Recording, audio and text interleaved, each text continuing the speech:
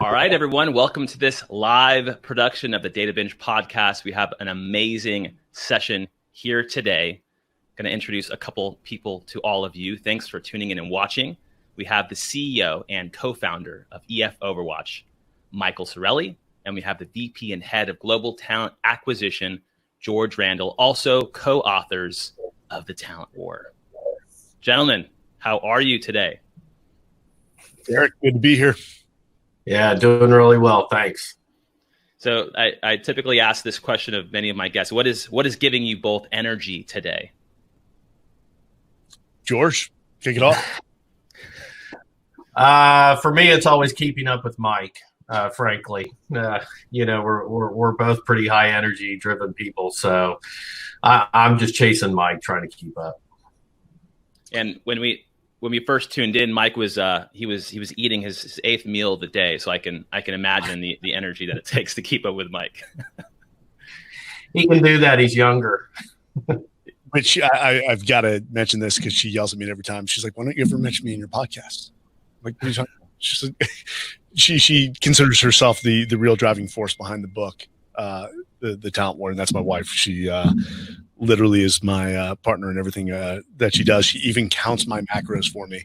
It's partly because she doesn't want me to get fat. So I'm trying to keep up with her. Everyone's trying to keep up with somebody is the bottom line. But hey, Derek, what's giving me energy today? One, this isn't my podcast room, but I'm in a very nice podcast room at a company that we're doing a leadership summit tomorrow, and we're doing a dry run rehearsals to make sure that we deliver to the audience. But it's the realization of what gets me out of bed is, dude, I'm just trying to get better with every day. I'm trying to figure this out. I'm trying to form a mastery in something, and that I think keeps me humble and it keeps me driving forward. I love that. And it sounds like there's some other folks that are getting energy from this as well. So we have Mo Sen says hi, and Laura Hyman says she's so excited to hear. She's so excited to hear these guys. So we have some folks that are commenting in. So definitely ask questions. This is a live discussion, and we would like to create a community in this discussion and see what is on the hearts and minds of these two gentlemen. So apparently you guys have a book that you have on pre-order. And I've ordered a few copies. You guys shared it with me in good faith before this interview to look at some of the concepts there, and it's been fascinating so far. I know you've been asked this quite a bit, that the how, but I'd like to ask you why you came to this book together. Like, what driving forces in each other's lives got you here? Well, George and I are passionate much about leadership. And this book really is a subset of leadership. It's a very important aspect of leadership. And it's usually the first stage of leadership is forming the team and bringing the right people into the organization to take an idea and to drive it into something that is tangible. And George has dedicated the better half of his post-military career to this with close to 20 years in talent acquisition, highly respected. And I did a full career in the military. And, I was always fascinated. And I did make it to the highest tactical level you can, a place called JSOC, where a very small percentage of people make it. In fact, of the SEAL teams, the last statistic I saw is that only 2% of the SEAL teams makes it to that level, 1 out of 35 SEALs. And, that's not to stratify the SEAL teams or downgrade anyone else, but the SEAL teams and all the special operations as a whole are just elite groups. And just watching how they create their teams and the processes that they've created to assess and select, or what the business world calls hiring, to assess, select people into their organization is something they take very seriously. And in fact, we could, I think, safely say that special operations has the longest, most robust, multivariate hiring process of any organization in the world. And George and I love talent, and we're always talking about it. And then I think one night I was probably watching, Desperate Housewives with my wife, and an idea came to mind. I said, "Hey, I got to call George," and ran outside because we lived in a very small house at that time, and called George and I said, "Hey, we need to write a book. We need to write a book about talent. because the business world, needs a lot of assistance in this area. And a lot of small to mid-sized business leaders just don't know how to start with forming the process of how do we create a world-class talent acquisition process. And I said, and we need to use special operations as sort of the business case example from which these small to mid-sized business leaders can grow. Yeah, I think it was really, I mean, when he called me, I think he first talked about the episode of Desperate Housewives he was watching and wanted to cover ground and make sure I was up to date. But after we got past that and got to the idea, there was just a lot of synergy because, as Mike said, having done this for 20 years, Mike's lived in a world where they've done it better than anybody else.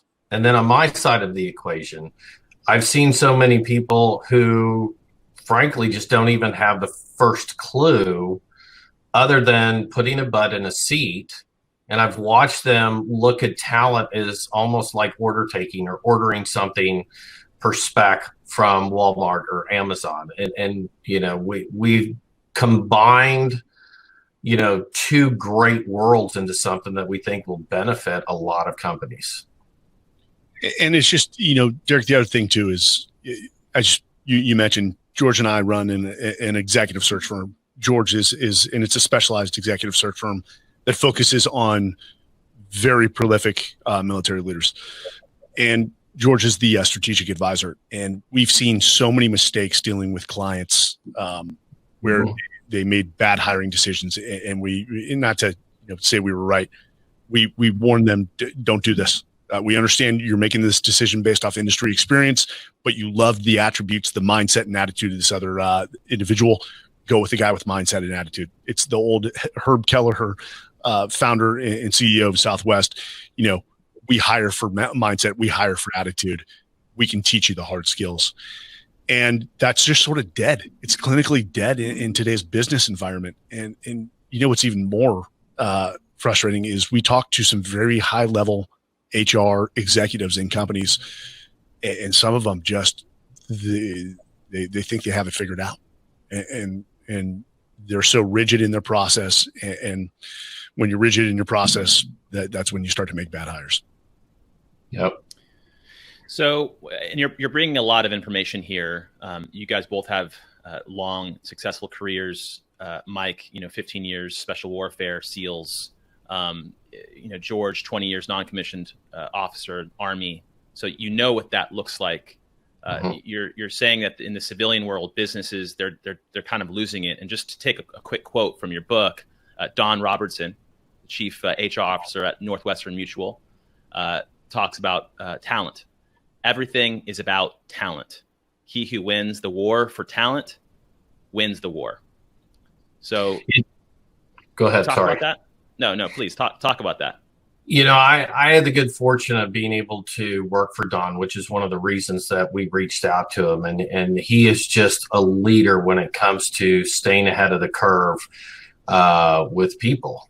And he recognized, and he points out, and we discussed, is that with the speed of the economy, the speed of technology changing, how markets change, the only competitive advantage that you can hope to keep is your talent. And Don, working for him, when I walked into the organization, when we were working together, it was a true butts and seat mentality. It was a volume play. You're incentivizing time. You're incentivizing efficiency, and you're not looking at the quality of hires. And then he comes in and we were able to do some really, really great things. So he was one of the first people we wanted to turn to because he sees the value of talent, that it drives everything else in the business. And so what are your, when you think talent, Mike, and I think in the book, one of the things I loved about, and I think I just read this last night when I was just reading through it. If you get anything away from the book, it's this idea of a talent mindset. So talent mindset, we've heard growth mindset here at Microsoft. We talk about growth mindset all the time. Carol Dweck, amazing book, but I've never heard about talent mindset. And it's true. My takeaway from the book is you have to have a talent mindset. That has to be the center of your strategy. What comes to mind, Mike, when you hear talent, and George as well? Well, talent mindset and a growth mindset are absolutely tied when you think about it. Yeah. I could argue that talent comes before growth because you're looking for people with that curiosity of always wondering, why are we doing things the way we're doing it? Can we do it better? That's the definition of a growth mindset. But when an organization, and arguably special operations has this, I mean, they even have something called the special operations truths. There are 5 of them. And each 5 of those tenets, those axioms, are centered around people. That people are the most important thing in the world. You can have the greatest technology in the world, but it will fail. And it's the people behind it that will make sure that they drive an organization to victory. So talent mindset is the true foundational belief to your core that people are the strategic competitive advantage you can ever hope to achieve. That's why you try to get the right ones into the door. And that's not always going to happen. That's the one thing we don't want to sell to people, is that there's a perfect hiring process, a perfect interview process. There's not. Special operations has evolved their assessment and selection for more than 5 decades, and they're still evolving it because they know that is what is required to secure victory from our future enemies, is that our people are better than anyone they meet on the battlefield. And a lot of CEOs and a lot of business executives say, hey, people are everything. That's sort of the mantra. You have to say that. If you don't, you're going to get a backlash on LinkedIn. Of course, we're going to say that. And trust me, we are empathetic towards business leaders, because ultimately business leaders are focused on driving revenue and driving impact. And sometimes we sort of forget about this strategic operation that happens over here called your people, your human capital. The hidden line on a balance sheet that drives results. And that's natural. And we really also wanted to bolster HR with this book. And I think we do that. Human resources. I actually don't like the term human resources. It's people operations. HR is a compliance function to make sure that we are making sure that pay and benefits are squared away, that we are, in accordance with state and federal law, with regards to employment laws. But you really need exceptional people in your people operations who are securing the talent for every revenue generating function in your company. But hey, HR is traditionally a cost center. And that's why a lot of people just view it as a sort of overhead or a compliance function, not a strategic function. Yeah, ultimately, building on what Mike said, part of that talent mindset is ultimately getting to a point where you're treating your human capital with the same rigor, the same focus, the same level of importance as your financial capital, because it's what's driving your finance capital. And Mike and I show some examples of what a talent mindset looks like, what it doesn't look like. And, one of the stunning things that we found out is that CHROs are often paid, or on average paid, 1/3 of their C-suite counterparts.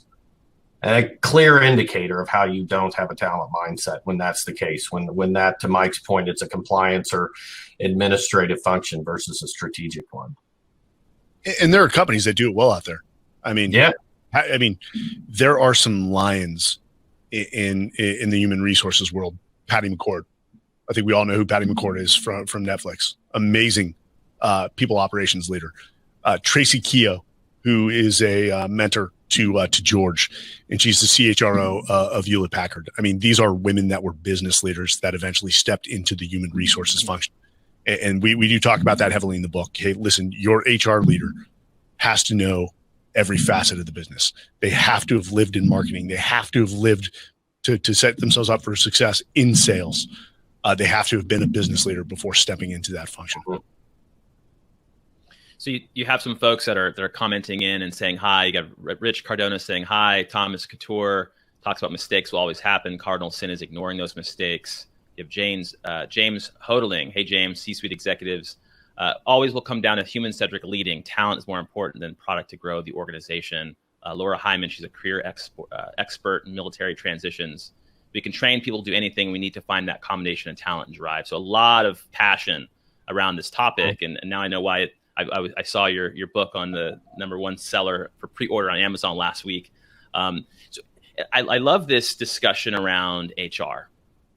And I pulled some information off of an article, a Harvard Business Review article that I actually put into the event space so folks could actually take a look at it. But the 4 ideas that came out of it, why outsiders versus HR background folks in the chief HR officer position succeed? Number one, these outsiders focus on business results, not only people outcomes.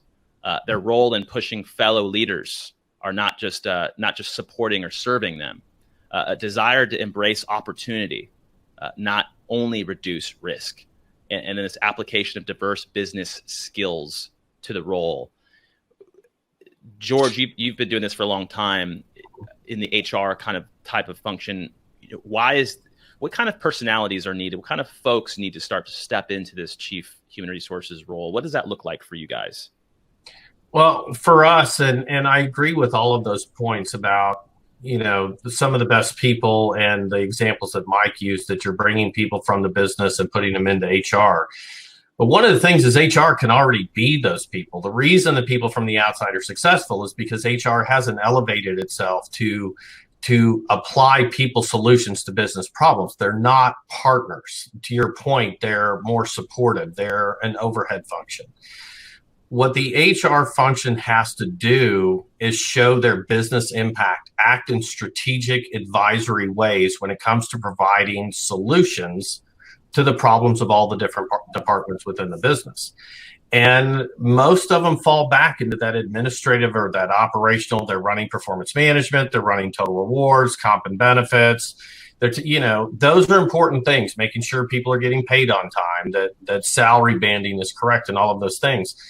But ultimately, that's just kind of a task-driven organization. You have to have the expert in people, being your CHRO, tied at the hip with your CEO, talking about how talent solves business problems. And we're just not doing. Mike made a good point. There's a lot of lions out there like Tracy, like Don, Tom Lokar, Patty McCord that are doing this, but it's not enough. It's not enough. And we need HR to, hopefully they get out of this book how to elevate themselves to be that strategic partner.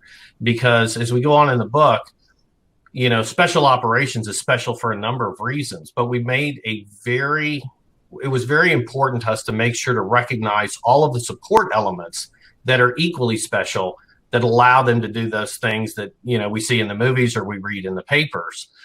And so you have to have A player strategic partners all across your HR function.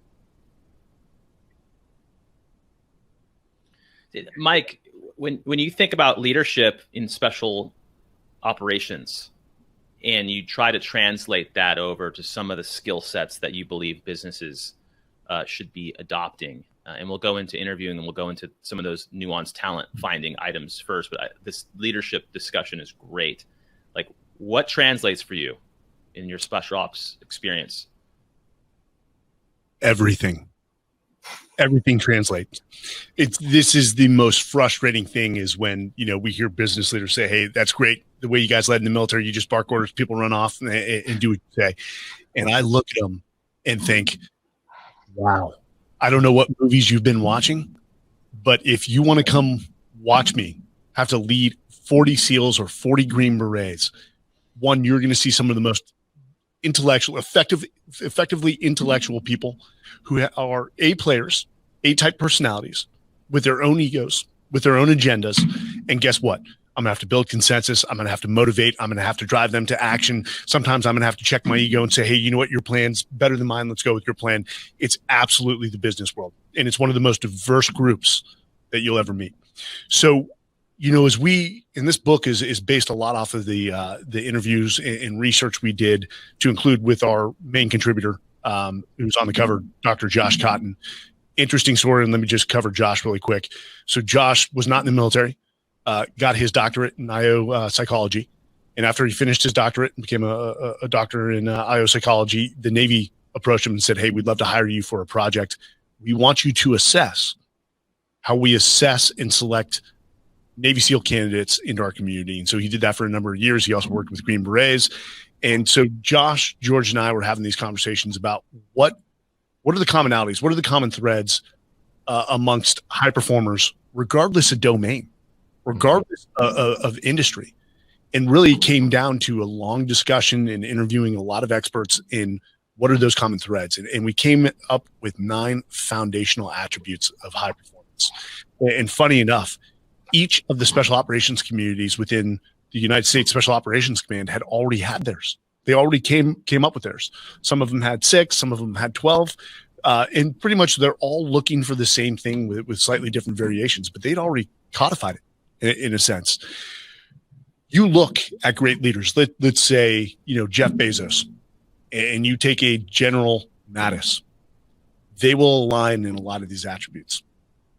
Guarantee it. Wildly different domains, but the attributes are the same. You'll find them off the charts in drive. You'll find them off the charts in effective, intelligence. What I did see and what I know, both from the business world and the military, is that the best leaders had off the charts humility. That's key. And that's what we look for, EF Overwatch, for the placements we make. We already know that we're dealing with high performing people, but it's humility. The ability to recognize that you don't have all the answers. You are never the smartest man or woman in the room. And if you lack humility, it almost is a killer of curiosity. Somebody who lacks humility can't take feedback, which means they can't improve. Somebody who lacks humility doesn't have a curiosity to wonder how they can make their organizations or themselves better. So, having for a kid that grew up in Atherton, California, right in the heart of Silicon Valley, Palo Alto, it kills me to see the business world sort of downtrodden, military leadership and what the military brings to the table. Their style of management. And Derek, you didn't mention to the crowd, but we were in the UT MBA program together. And there was a professor, John Butler, who wrote a book about military leadership, and from interviews and data showed that the current business management system or style was derived from none other than the U.S. military. You look at post-World War II and the growth that we had, that was in large part due to the veterans coming home, which was a large number. In fact, if you want to look at it from a entrepreneurship standpoint, 1 in 2 veterans that returned from the war, that's over 50%, started their own business and drove the economy to what it is today. They laid the very foundation for what we have the luxury of experiencing today. It also impacted going to that.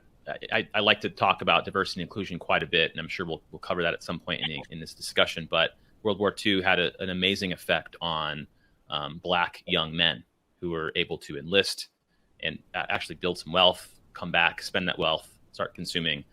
So I really appreciate you visiting all these different ideas, because there's a lot of history in how the military has dictated how our economy has been running the last several decades. When you going back to, so you talk about humility. Humility makes so much sense, and I read Jocko's book, Extreme Ownership, and it talks about taking ownership, and I think humility was a big component of that, and that was also a business book for folks that want to take a look at that. I think your book as well, there's a lot of resonance between the two. But going back to Josh Cotton, and I took this from the book as well, a quick quote. He was talking to a Navy SEAL instructor, and Josh was asking some questions around how you can spot talent when you take a look at these young men that are coming in, and trying to see whether or not they would be effective or not. The instructor said, you can't see talent. It's not the biggest guy person, if we're being inclusive, or the strongest or fastest. You have to trust the process. The process will reveal who has the potential to become a SEAL. Let's talk about interviewing.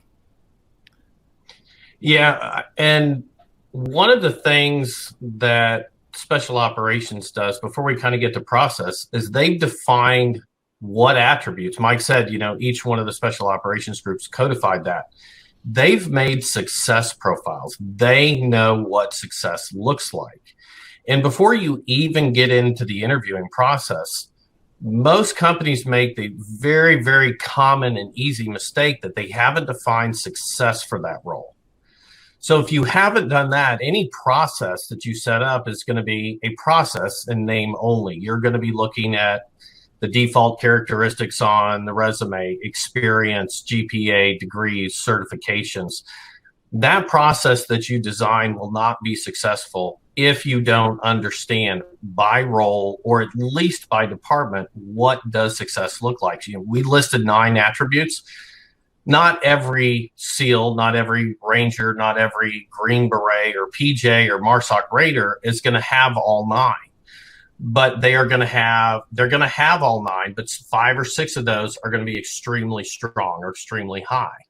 But each one of the special operations organizations has defined very clearly what they're looking for. And people will build processes in talent acquisition and HR, but they skip the very first step. So how do you know what you're looking for if you haven't defined success? When Josh asked that question, that's putting somebody on the spot, is basically articulate to us your process. And it's much like leadership. If I go into the business world, much like I can go to the military, because for a lot of military leaders, leading is just muscle memory. Hey guys, I will stand by this, and I don't think any business can object.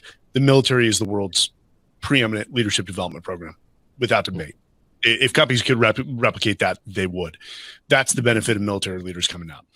But military leaders alike who've been serving for 20 years and leading, and business leaders, I can go and ask them, tell me about your leadership style. And George knows this. And some amazing leaders will talk for 10, 20 minutes, and they'll go and do deep theory or give me a thesis on, leadership ending up with neural pathways. And if you're doing that, you really haven't cemented what your leadership style is, nor is that simple for somebody to go and execute the next day. So, they have a process. Special operations has a process, and that's what a lot of companies don't have. And they hold to that process. They don't deviate from it, because when you deviate from a process that is highly successful, that's when you start to make bad hires. But George is right. It starts with identifying what you're looking for. And when we work with a lot of clients who come to us for senior level placements, we ask them for the talent profile. And usually the answer is, what is that? What are you talking about?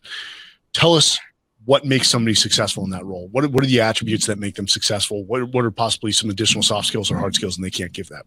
And again, we tell them that's okay. You're focused on driving revenue or customer service or employee engagement. We get it. It's okay. We'll help you develop that. The definition of talent, and this is where people go wrong, and we've had some people criticize us on LinkedIn, is we use a term called A players a lot. And I think what people think is like, oh, what they're talking about is alpha males. That's not what we're talking about.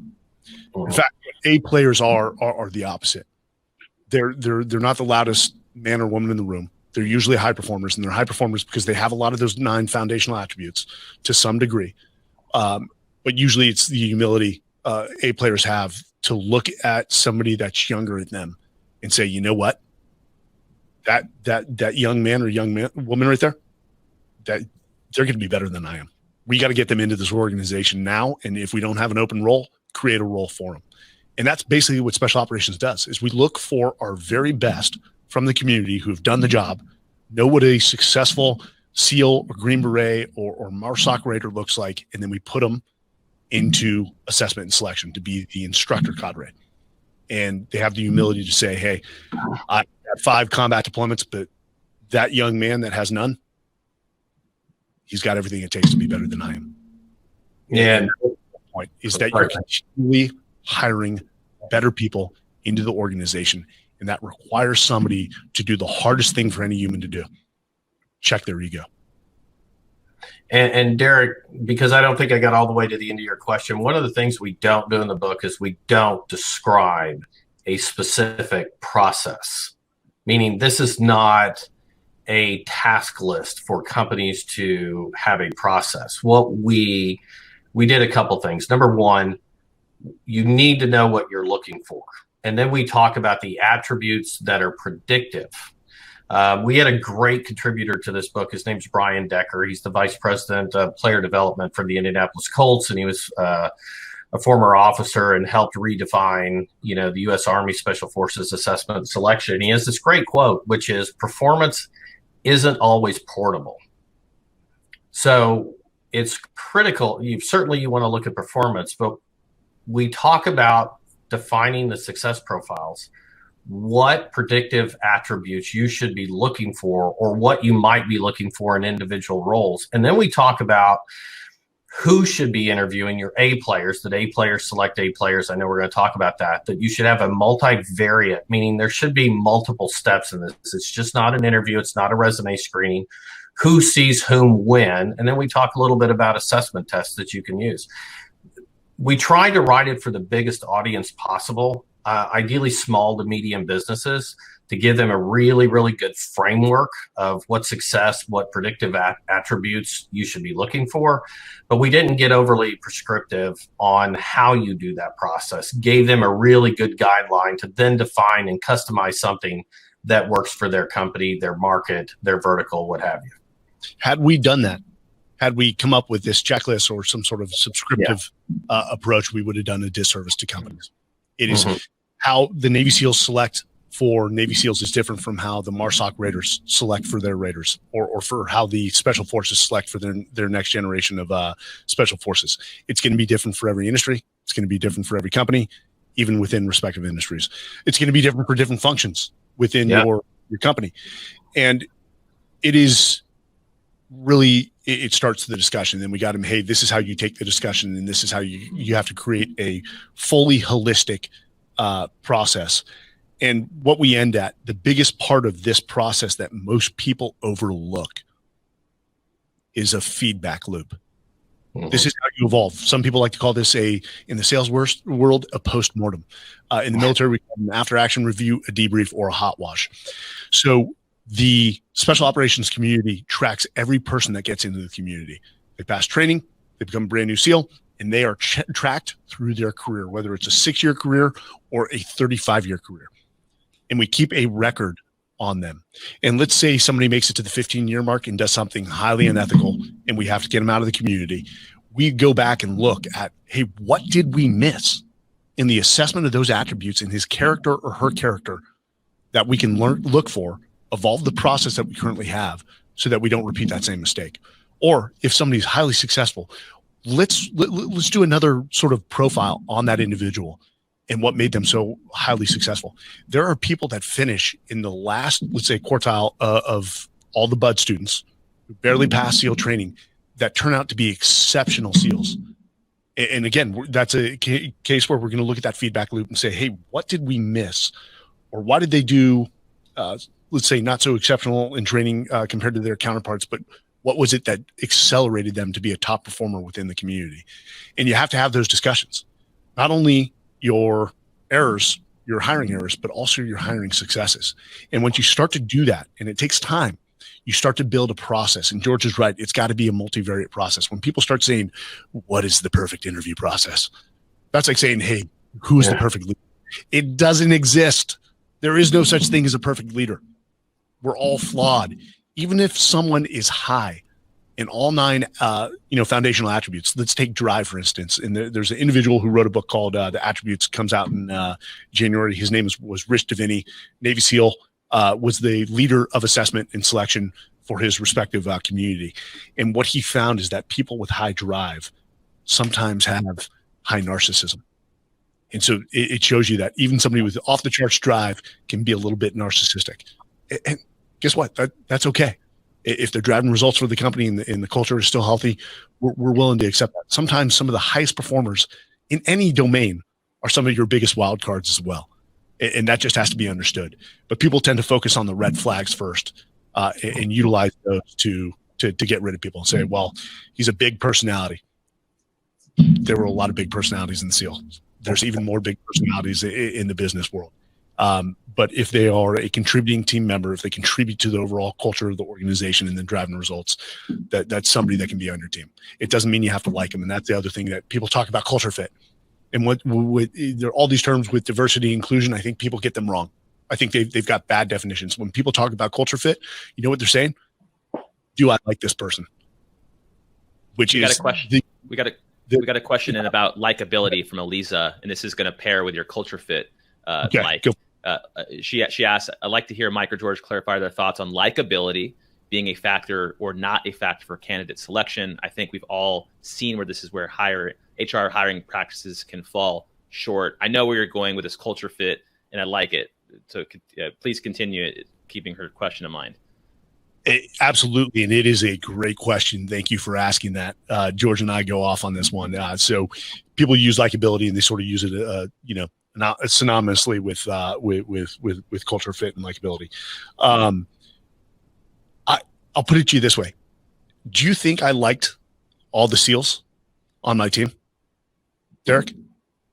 No way, not in a million years. No, I didn't. It's just like to say that the pennant winning New York Yankees all get along. I guarantee they didn't. I guarantee, I don't know, Jeter didn't like A-Rod, or the big two personalities didn't get along. Yet on the ball field, they could work together to drive results. So yes, I didn't like all the SEALs, and some of the SEALs I didn't like were the most high-performing individuals. But we had a sense of professionalism where we could come together on Monday and say, hey, what's the challenge for the week? Knuckle bump? Okay. Your plan or my plan? Let's go with your plan. And we would find a way to win. That's what professionals care about. Not whether they like each other, because that's your feelings, and your feelings are going to take you in the wrong direction. Your feelings are tied to your ego. And at the end of the week or after a deployment, they would go hang out with their friends. I'd hang out with mine, and we'd come back together when there was a new mission.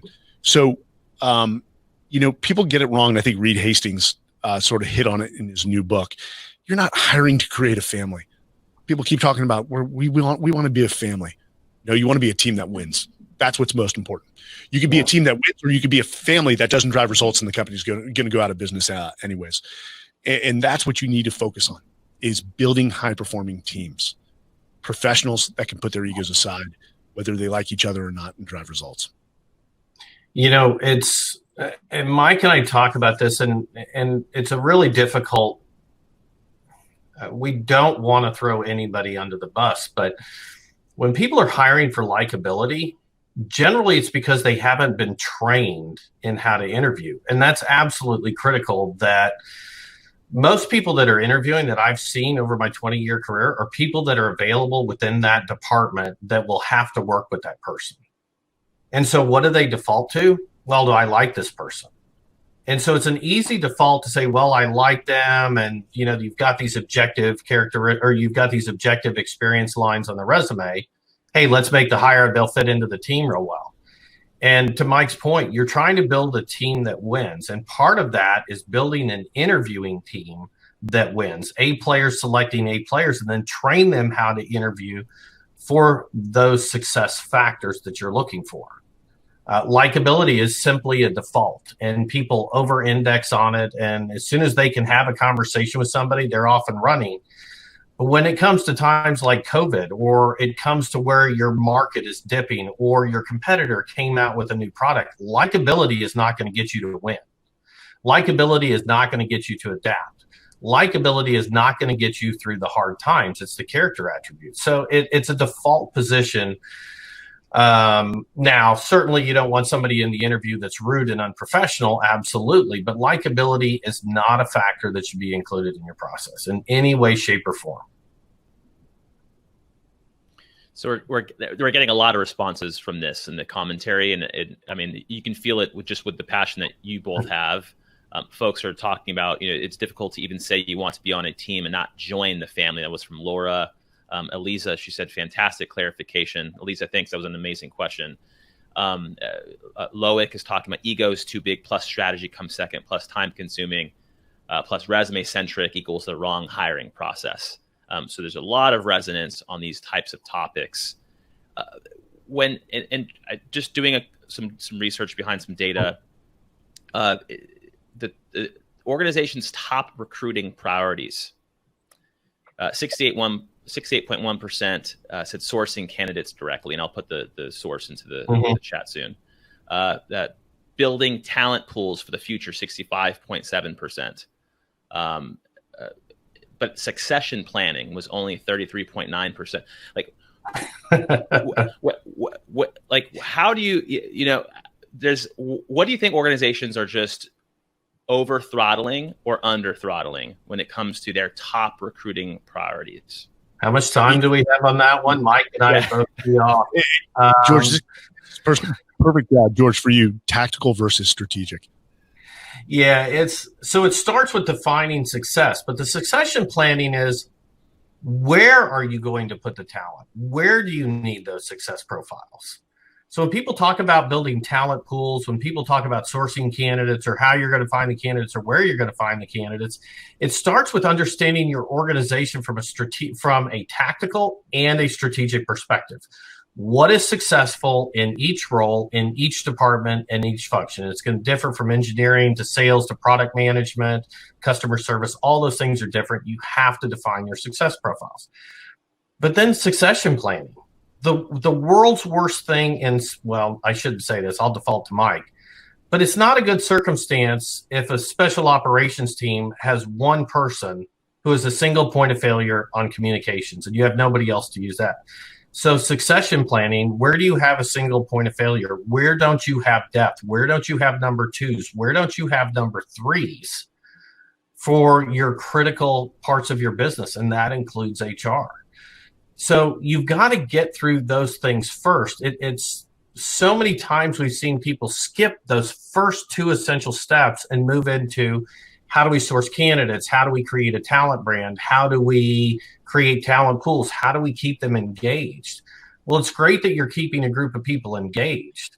And as far as what people over-index on, Mike and I think we're pretty dead on this one. People over-index on experience and over-index on resumes. If it's not on the resume and it doesn't fit a cut and paste job description, they're moving on.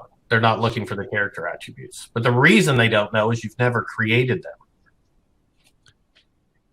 So that data you threw out, Derek, it really shows the mindset of where people are with hiring and overall their talent management. So what you cited really shows that a lot of people are in a tactical mindset, which is to say you're sort of putting out fires. You're reactive in your hiring. Hey, we just had an opening. 2 people quit, or we fired 2. Hey, we need to go find 2 people to replace them. Mm-hmm. Rather than having a strategic mindset of building a deep bench of talent. Organizations that are building a deep bench of talent, not only getting the right people in, and Al Kim on here, Al's a Marine colonel. I saw his thing. He said, hey, it goes beyond hiring, is that you have to invest. You have to pour into your people after you get them through the door. That's how you create a deep bench as well. This is a 2-prong equation that George and I have. It's talent, getting the right talent in the door, plus leadership, which means leadership development and actually leading your people ultimately equals victories. So it is talent acquisition. It is talent management. But people that are strategic in nature, which means they're leaning forward, which means they're creating a deep bench of talent, are also engaging in succession planning. They do this. I mean, special operations, if you removed Admiral McCraven at any moment, there would have been as capable of leader to step up and take his position. Same with Jocko. Love him. One of my biggest mentors. You took him off the battlefield. Guess what? We'd step up. We'd lead in his absence because he taught us well.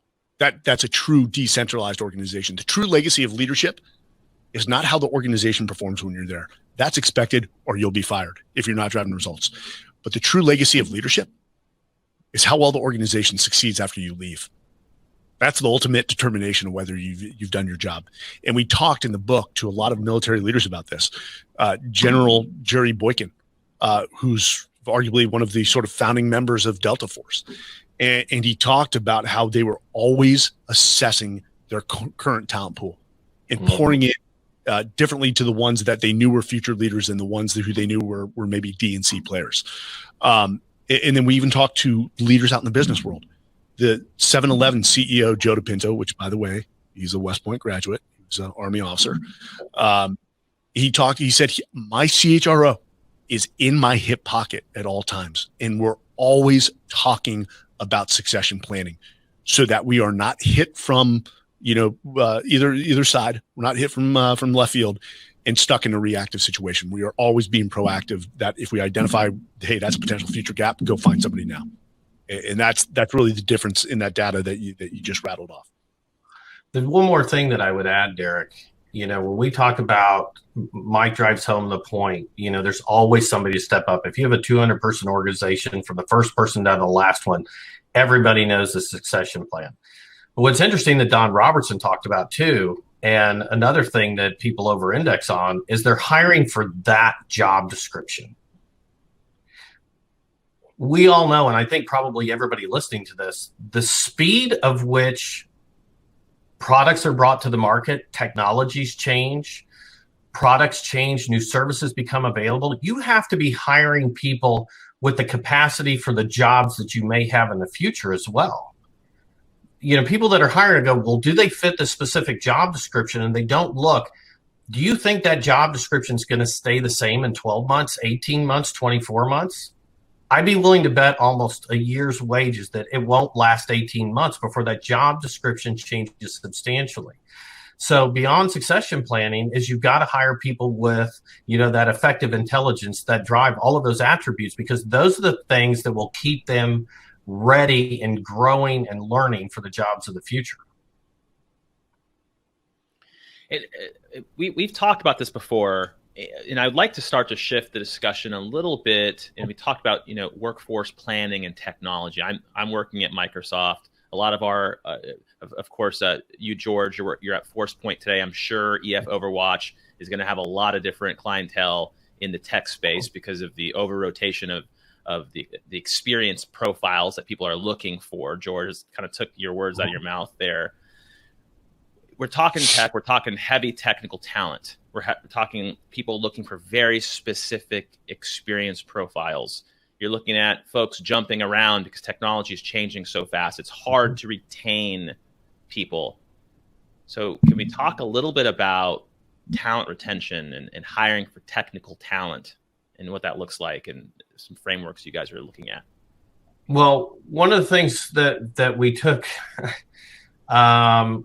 really great measures to emphasize is that there's still an experiential gate for positions. You're not going to take somebody off the street that has all of these 9 attributes and make them a CEO.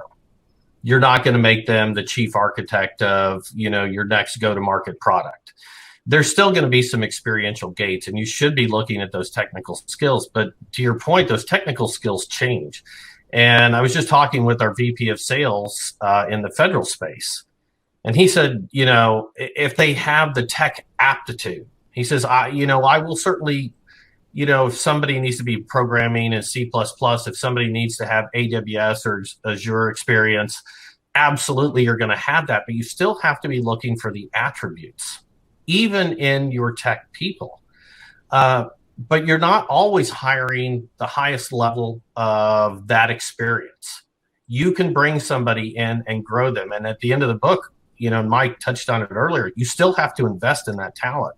So even if they have a few years of tech experience, you still have to grow that within your company. And the only way you grow that is if they have those attributes.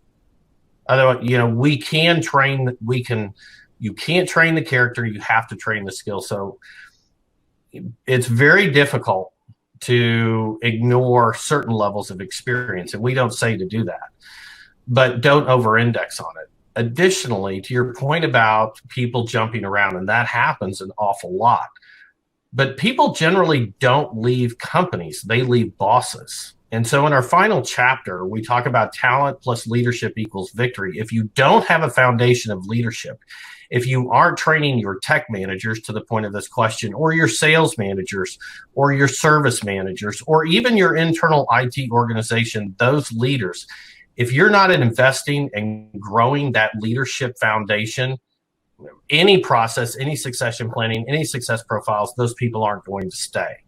So while the book is about talent, we made an entire chapter about that leadership foundation. And as Mike entered into, you know, the conversation, he said, picking talent is a subset of leadership. And so leadership is all throughout this book, and it is the #1 determinant when it comes to attrition. You could look at any pulse or sensing survey from any company, and greater than 70% is going to have something to say about the leadership of the company.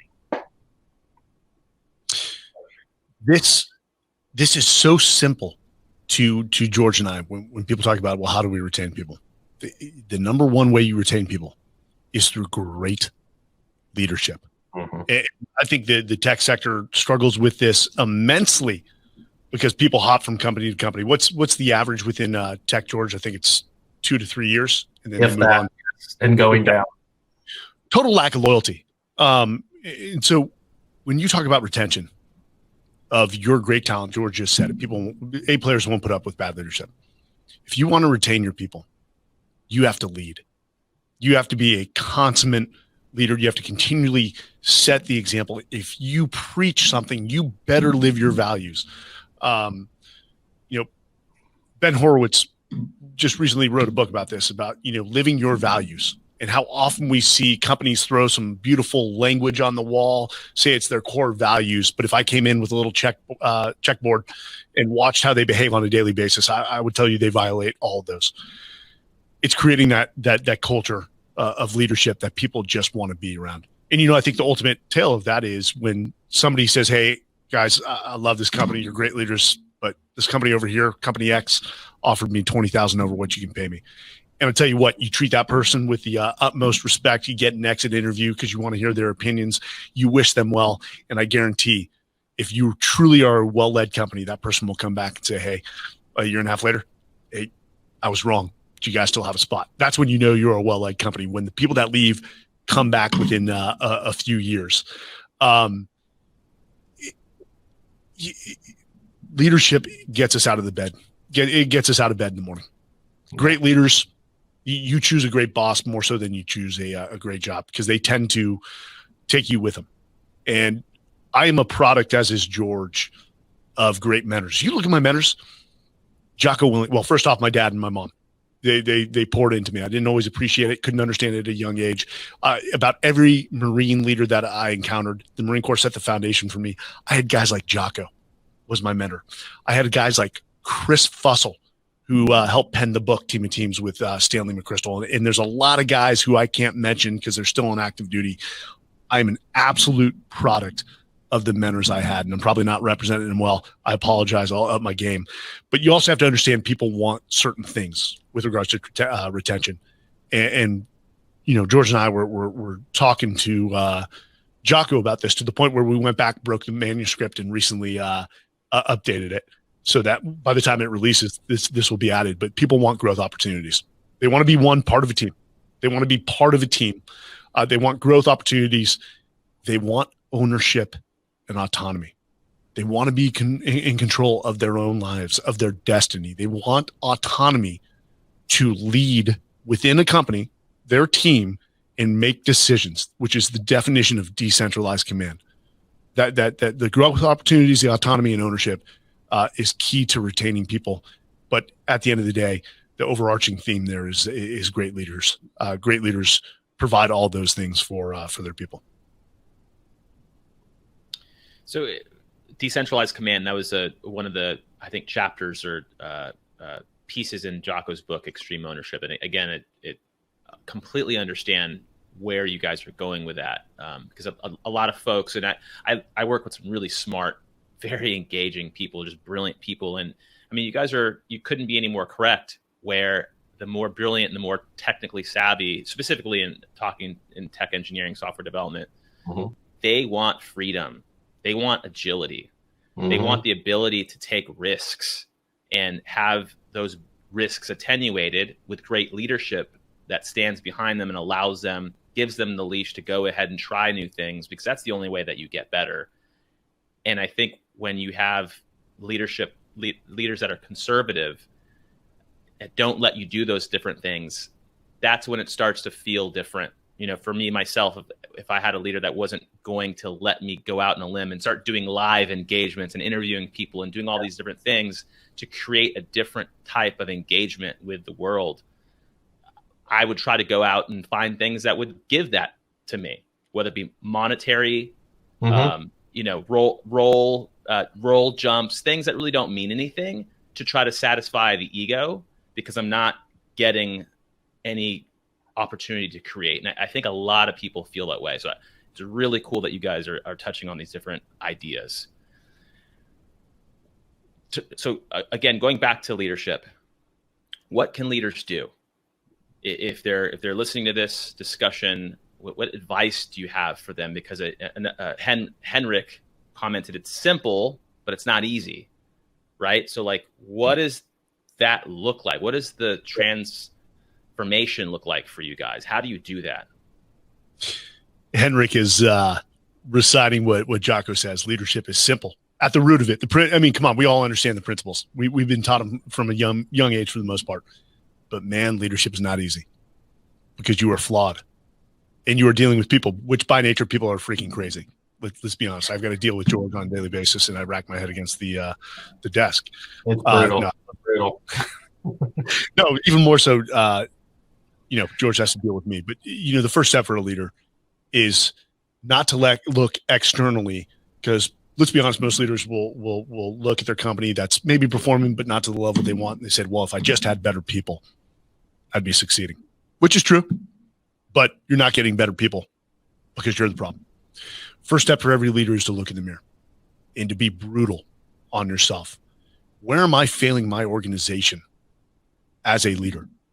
If my retention or my attrition is high, there's no one else to blame. There's no pointing fingers or casting blame. It's looking in the mirror and saying, what am I doing to exacerbate this problem?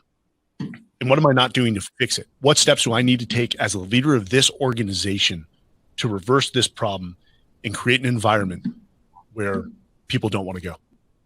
That an environment where people will move heaven and earth to ensure that the organization succeeds. That despite an environment of volatility and uncertainty and complexity and ambiguity like COVID, people will remain calm by your side to drive the organization forward. So a lot of leaders, that's hard to do. That's hard to take a step back and look in the mirror and take ownership over the problems within your organization. But if you can do that, one, you're starting down the path of humility. You can work at humility. And we can't over-index on this attribute enough. In fact, Derek, the Army, which is a 244-year-old institution, and arguably this is coming from a former Marine and a Navy SEAL, the Army has produced more leaders for this nation than any other organization in our land. That's without debate. And they just updated their leadership manual, and humility went to the top. That's one of the key attributes of a leader. And you can work at humility, much like you can work at discipline on a daily basis. Humility is looking in the mirror. It's doing a personal hot wash or a debrief or an after action on a daily basis and identifying all the areas for improvement and how you can take action the next day. And a lot of people that are just not introspective, they just don't do that. Yeah, there are two things that, and one of them I'll get to, that helped Mike and I, because there's no doubt Mike and I have tons of ego between us. And that ego drives us to get better. But one of the first things that you have to do as a leader, like Mike said, look in the mirror, but you have to check your ego, because it's all on you, but it's not about you, which just came out in, Jocko's field manual. I pass that around to all my leaders. It's not about you. It's about the team. And that's one of our attributes, is team ability. Can you put the team, can you put the mission first?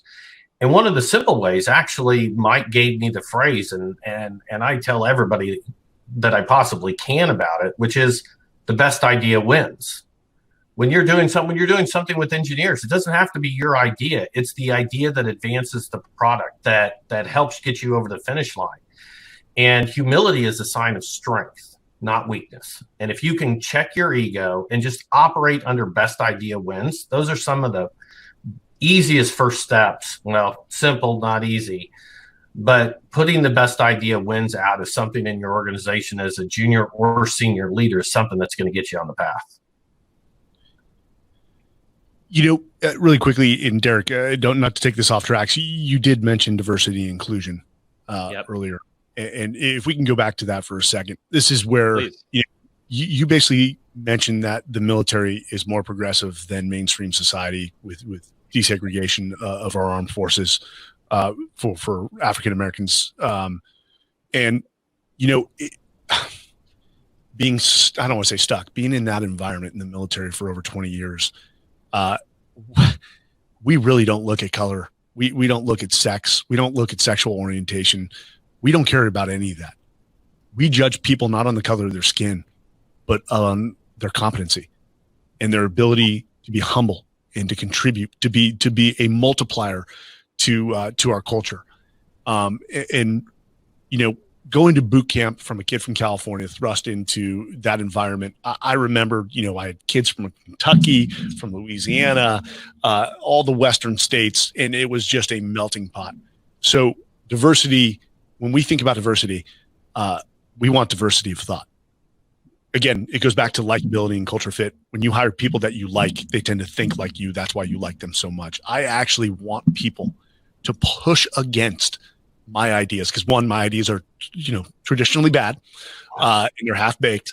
But I want people constantly pushing against my ideas. I want diversity of thought. I want people with different viewpoints, with different, experiences. And if you can do that, and ultimately, once a decision is made, everyone gets behind that final decision, whether it was their idea or not, and drives it until it's successful. That's the definition of diversity and inclusion. I think people are focusing so much on our differences right now. Why don't we focus on the things that we have common? Because when you're in the mountains of Afghanistan, nobody cares if you're black or white. Nobody cares if you're a male or a female. Nobody cares if you're gay or straight. What we care about is that you're an American and that we have a job to do. And that we love one another. And ultimately, that's what drives us to get the job done and try to bring as many people home as possible. Should be no different in the business world. But right now, you've got such a bipartisan society divided by this line of left and right, looking at their differences rather than looking at what unites them. And inclusion means we want you involved. Great leaders want diversity of thought. They want everyone included. And if they've created that environment, you will be included. I think what a lot of people, they end up using these terms in a negative standpoint where, that company lacks inclusion.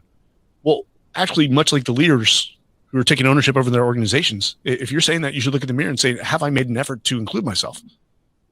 If you're contributing to the mission in the SEAL teams or the Marines, the Army, it doesn't matter. You're gonna feel inclusion. We want you, and we want your contribution. We want your thoughts. But right now, I think a lot of companies are getting that wrong in the business world. George, I don't know if you agree with that. No, I do completely.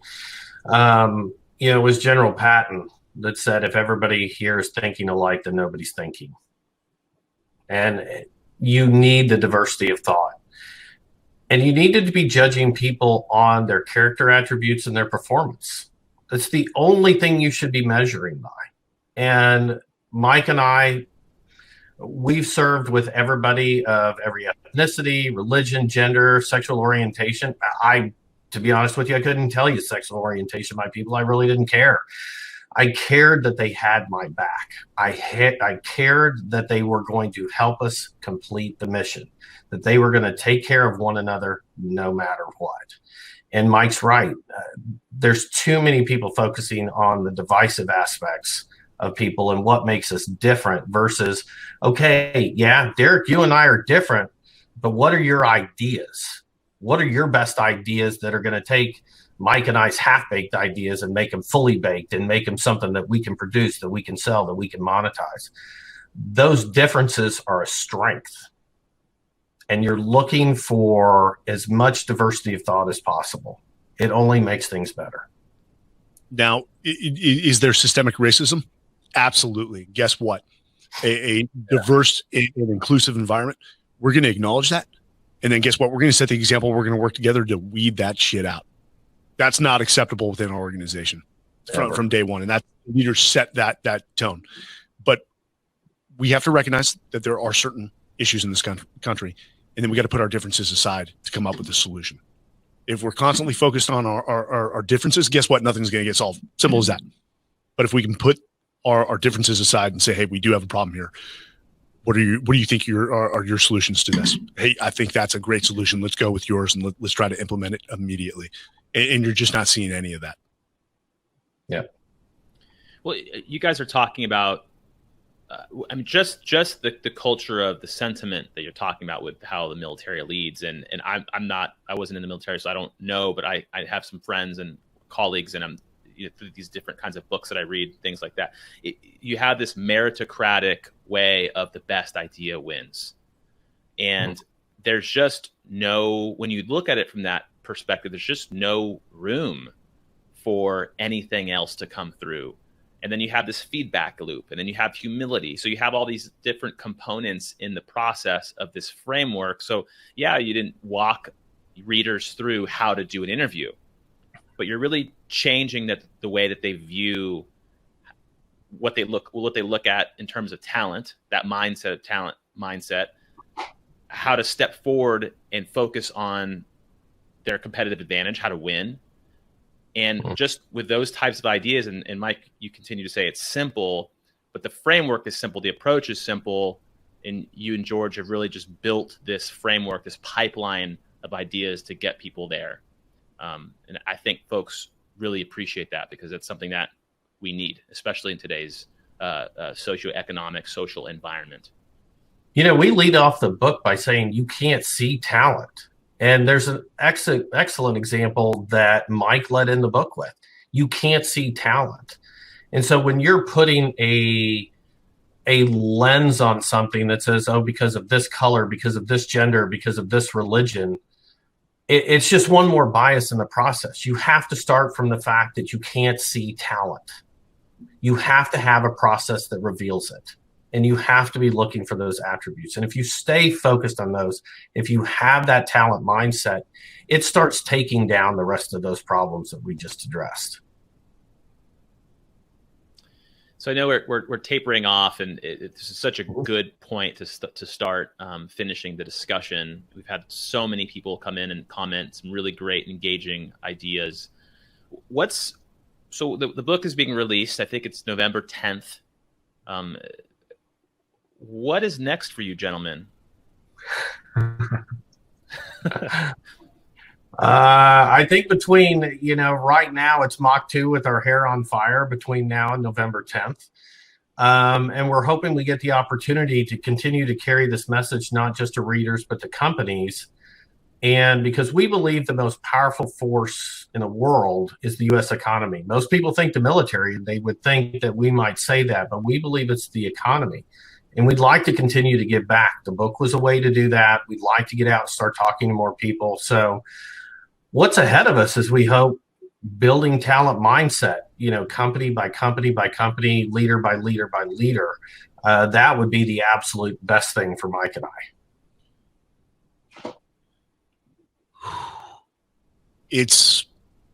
And I don't know why I'm having trouble articulating this right now. It's, for me, a lot of veterans struggle finding what they want to do when they get out of the military. And that's, look at it from this standpoint, Derek, because I know you didn't serve.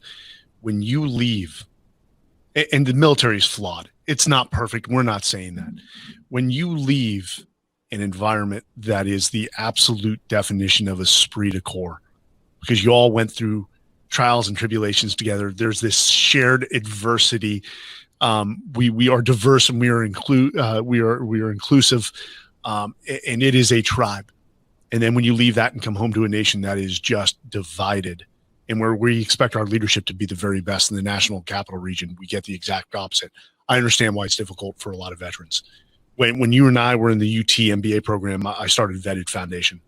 And while the concept was solid and it got a lot of praise from even Huffington Post, ultimately it failed. And that was a gut punch for me, because I felt like I'd failed veterans. I was able to pull off one cohort with 25, and it was impactful for those veterans, and we affected lives. But my goal is to place as many military leaders into senior positions in companies as possible. And that's why I started this executive search firm. I basically took Vetted, the nonprofit, pivoted, and created a for-profit. And strangely, maybe it's the psychology of free enterprise. People were willing to pay for the exchange of value of getting a great leader in their company where they weren't willing to make a donation for the same product. Lesson learned for me. But I honestly believe that coming out of the military are some of the finest leaders this nation has. Some of the most well-rounded, emotionally intelligent, highly, intellectual and effective leaders this nation has ever seen. And for a lot of them, they just need the opportunity. And the opportunity is not there. And we look specifically for companies and we require them to say one thing to get our business. We actually screen our clients like we screen our candidates. And we only take top candidates out of the military. Is we need to hear that leadership is more important than industry experience. And we've been so highly successful. Our home run average is much higher than most firms for a reason. is we took this model of special operations assessment selection. We still use it screening candidates in, and we're helping companies adopt that. And it's been wildly successful. But my life pursuit and strategy moving forward is to turn EF Overwatch into the world's #1 military search firm, without debate. And there's a lot of work ahead of us. Come back to me in 2 decades and I'll let you know where I'm at. All right. So we got a couple follow-up comments. Brandy says, Mike and George, your webinars for vets and military spouses really helped me navigate my job search, husband's deployment, cross-country move, etc. So she really says thanks. Wayne Tahiki tagged someone named Liz Ryan. Dave says, enjoying this and excited for the talent war. And finally, I think we can get to our last series of questions. 2 questions, 1 question for both of you guys, and the last question of the day. If you had 7 days and unlimited resources, then after those 7 days they were just gone, it ends, what would you focus on for those 7 days? What would you do? George, you go first. You're smiling the most. Oh, I just like it. It's like a job interview. So I probably should be good at answering this question. Anything wide open, I can do anything. Yeah. What do you care? There are so many things that I could prioritize. One of the biggest things, and I think that this will, no matter how many great things there are to do in the world, if I had unlimited resources, unlimited time, 7 days, I would put every bit of my energy, my money, and resources into helping give back in as many ways as possible to the community that gave me so much. I have 20 years, I'm at the top of my profession, and none of that would have been possible having not been a part of the United States Army, the United States military, and the greatest leadership incubator. And I would do everything I could to take care of our vets, our spouses of military veterans, those that are wounded, those that are struggling, those with challenges, to improve their condition and make their lives as best I possibly could. Thank you, George. Mm-hmm. If I had unlimited resources for 7 days, I'd find a way to bring all our men and women, our brothers and sisters in arms and service that are overseas, find a way to bring them home out of these combat zones and just put this to bed. That's sort of, I can't build a time machine and bring home some of the guys that we didn't bring home, but if I'm dealing with reality and I had nothing but resources, I'd bring our men and women home. Thank you, Mike. And I didn't say this at the start of the episode. I wanted to wait to the peak of our discussion, but I just wanted to say from myself and my family, thank you both, and to the folks that are listening in real time or on demand. Thank you for serving our country. Thank you for your sacrifices. So that, gentlemen, is concluding our live discussion. How can folks get a hold of you if they'd like to get a hold of you? How can they buy the book? So the book is sold anywhere books are sold. Usually Amazon is 80% of sales, usually the easiest place. It is in pre-sales now, and I get it. I don't think I would purchase a book. I don't know if I'm supposed to say that. A publisher may. It comes out November 10th. So if you order it now, you'll get it. It'll be shipped out on November 10th. And we did do that strategically. November 10th is the United States Marine Corps birthday, and November 11th is Veterans Day. So, I think if anything, a lot of companies will walk away from this book and have a serious table session. They'll sit down at the table and say, hey, we need to talk. We don't have a strategy. We need to start developing one. And to us, if that conversation takes place, total victory. Total victory. Yeah, and just simply Mike or George at EF Overwatch. And most importantly, do connect with us on LinkedIn. We're putting out a lot of content about the book and the things that we're doing and things that are going to help leaders and members of people operations, human resources, achieve that strategic advantage and talent. So connect with us on LinkedIn if you can. And Derek, can't thank you enough for having us on. Absolutely. Had a great time. And for those listening, if you'd like the discussion today, please rate the podcast. It'll deploy in a few weeks to Apple Podcasts and anywhere you'd like to consume. If you rate and leave a comment specifically about this episode, I will find a way to get you a copy of the book. I'm going to dust off my credit card and get you a copy because it's that good. So thank you for listening, and wishing you all the best. Thanks, Mike. Thanks, George. Thanks. Thank you. Thank you to everyone.